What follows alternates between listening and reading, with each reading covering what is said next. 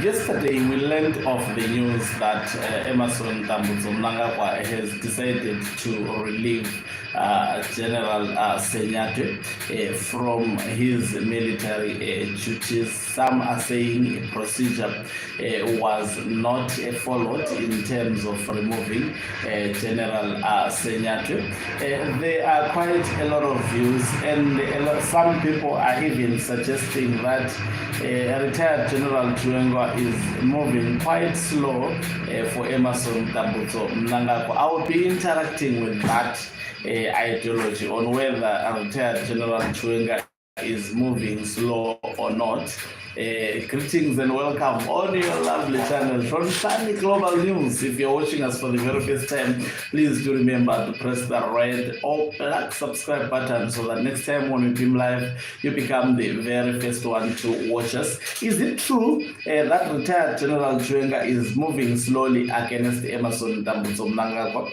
I see that is the perception of quite a lot of even my viewers here. They are of the view that retired General Chiwenga has acted slowly for Emerson Mnangagwa.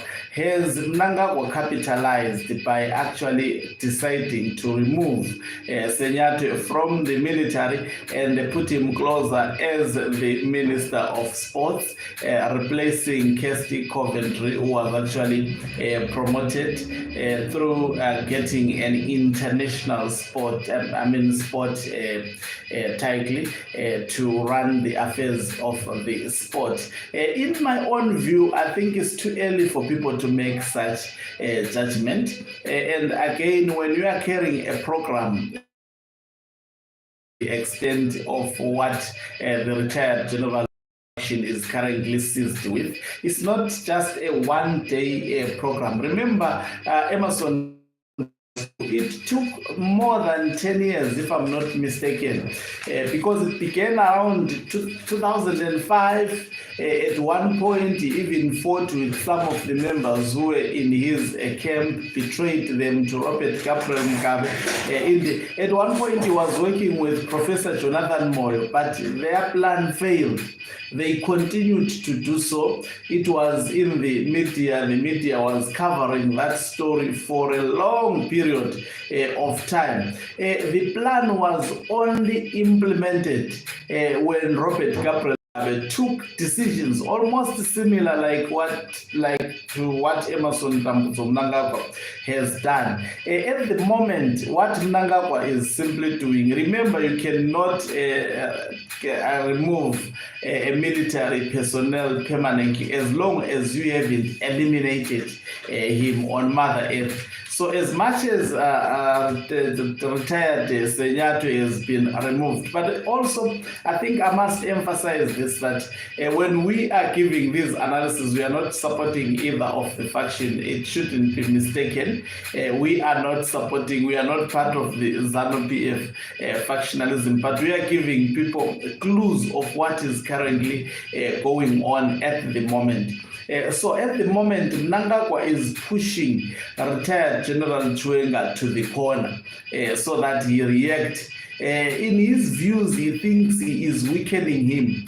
And in my own understanding, I think that will make retired General Chiwenga and others whom he is working with to fast track their plan. Already the plan is in place, in my view, to get rid of Emerson Mnangagwa. What Mnangagwa is attempting to do is trying to actually avoid him being removed from power militarily, maybe by reshuffling and putting his favorite in the position of Senyate. But in my view, that is a serious provocation. I can liken it to the removal of Emerson Mnangagwa during the tenure of Robert Gabriel Mugabe. That heightened the tensions between the then existing factions. And in that era, the faction that was in charge was G40. A lot of people thought it's done with Emerson Mnangagwa. I remember because of his role that he played during the Guguraunde genocide, a lot of people started to say now it's time for him to face music. But he was lucky to have the backup of the military, which remained loyal. When it comes to the military, and I strongly believe, including even those at a junior level, there is some kind of loyalty.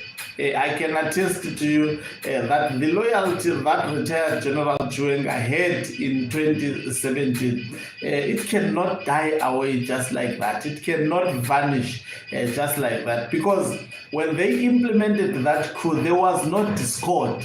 At the moment, the military has been quiet, politics have been the order of the day, and also retired General Chiwenga has been quiet. Sometimes being quiet may be mistaken to weakness.